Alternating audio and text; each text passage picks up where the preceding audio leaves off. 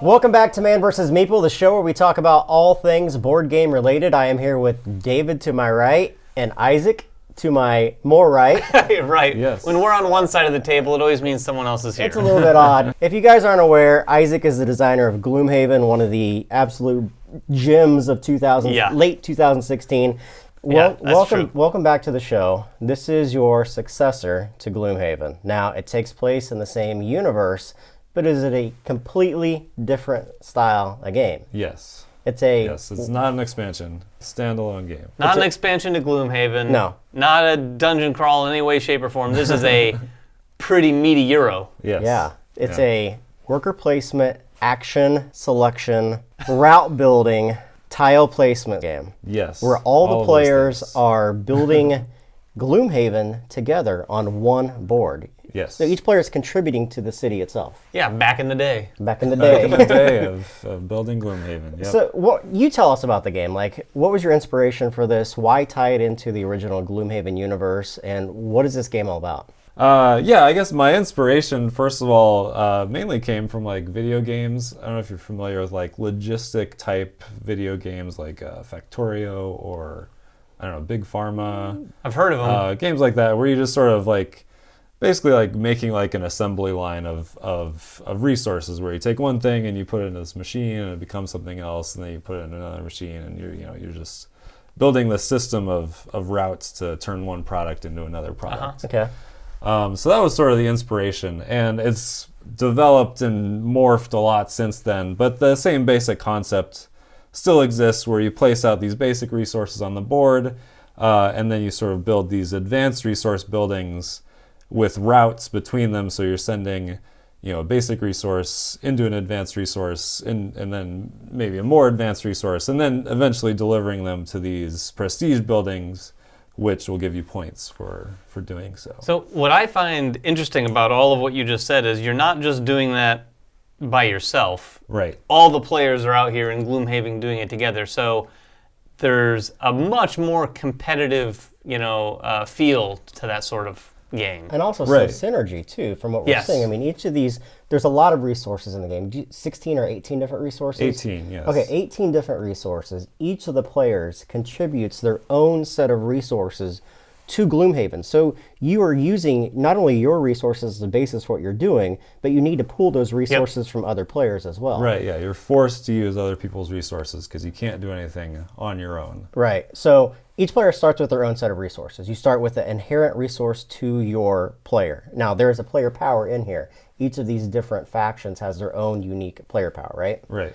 But they also have their own card that they'll start with. So there's two resources that you're going to start off with. Yeah, in a 3 or 4 player game. In a 2-player game, everyone has 3 resources, but yeah. Okay, so how do these actual resources tie into the buildings? Like, walk us through what you're trying to do on a turn. On your turn, right, you're going to interact with your hand of cards.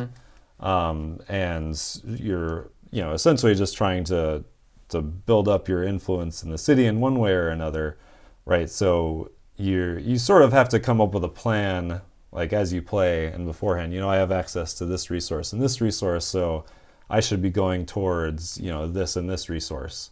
Trying to get those built out on the board. Okay. And how you build those out on the board is by playing your cards as actions to either, buy access to other people's resources so that you can use those in combination with your own to, create something more advanced, or putting out new resources, or building those advanced resource buildings, or maybe recruiting an advisor over here, which is going to give you like better versions of your basic actions.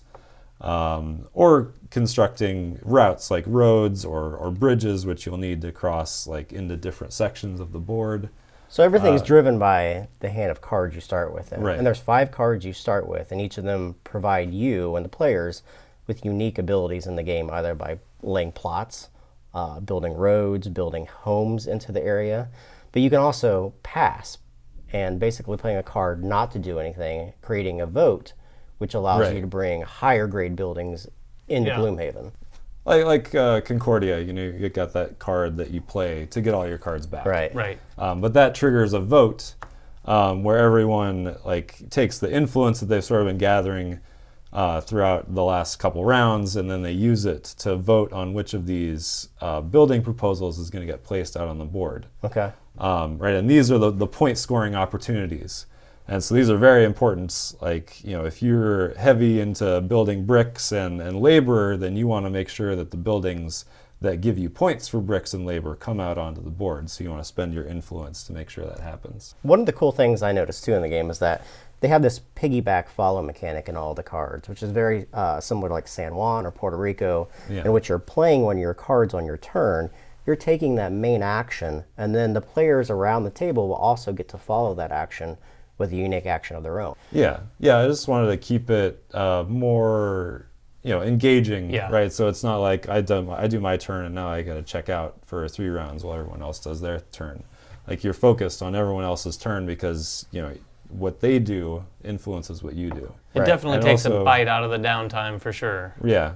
The actual map itself, you're broken into 3 different regions. Talk about the actual regions. Like, I'm seeing some color coordination on here. I'm seeing some bricked off areas. Clear divisions. Waterways. Yeah, clear divisions on the map itself. Yeah. How does this all work? So, there are 3 sections in the city sort of broken up by this wall and this river. And that just sort of, it basically like restricts your route building. Like, if you want to go from one section to the other, you've got to build a bridge or a gate, which are, functionally the same. But it's just, it restricts, like, it's sort of like an actual, like, mechanical wall for getting from one section to the other. But yeah, you've also got this color coordination, which just determines, like, where things get built. So it's sort of broken up like in these red regions are like the entrances to the city. So when you're placing new resources out on the board, it's cheaper to put them in the red spaces because they're like the entrances. You're sort of importing them from outside. Or these coastal regions, which is a little more expensive, and then you've got like the central like green and gray regions. And those colors also coordinate to the prestige buildings that get placed out on the board sort of as an extra restriction. Like, so if you're placing a green building, like, it has to go at least one space on a green section. And so that sort of limits your planning as well. So you're not only managing like the buildings that you place, but where they can be placed and the routes that connect to your own territories as well. So there's a lot of things to think about, obviously. Yes. And again, doing this all when there's maybe 3 other players doing the same thing interrupting on the same your board. Paths, breaking up your entry areas into specific areas. What's cool is you can also, like you said earlier, piggyback off of everyone else's work. It's one of those games where you're going to be resting on the shoulders of something someone else might have done, right? Right, yeah. I mean, the main communal thing in the game are the roads, which aren't player specific. Like, you build a road, anybody can use that. And so you're definitely piggybacking a lot on other people's roads. How does the worker placement aspect work in the game? I see 3 workers that each player is allowed to have. I notice that each player has their own player ability by placing a worker on it, but there's also the prestige buildings that have spots. Are you placing those workers as one of your actions, or is it just a special action that you get to take as well? Well, so, the main mechanic of me playing a card and then everyone else getting to follow, if I play a trade action, you can follow with a specific follow trade action, or you can do it just a basic follow action, which are just the basic things of like getting a coin, building a single road, or getting an influence. But the other thing you can do as a basic follow action, if you have access to a worker, is you can place it on a worker placement spot.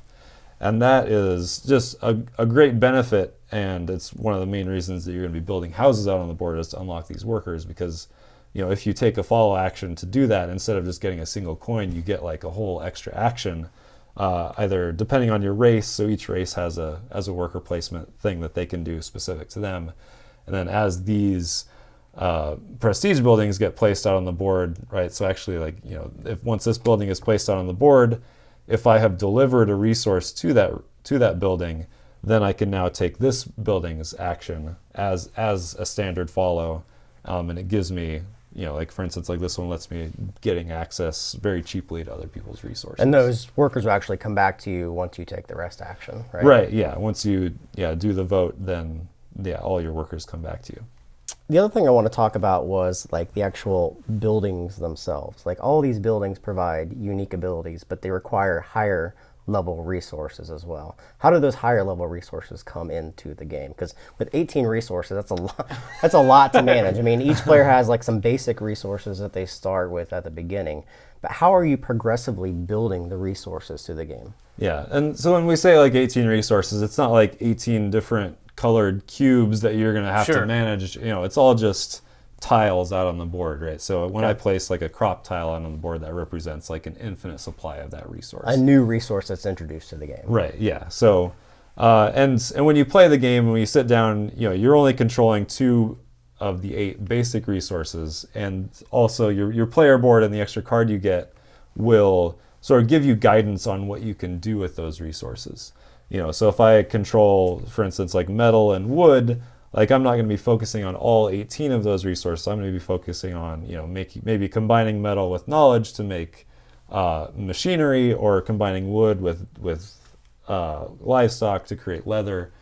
So it's very specific to what your resources are. But how those come out on the board, right, is by playing actions, right? So as I was saying, like metal plus knowledge equals machinery. So I'm going to place a metal tile out on the board, then I'm going to buy into someone else's knowledge tile, and then that's going to let me sort of build a machinery tile on the board somewhere connected to both of those prerequisites.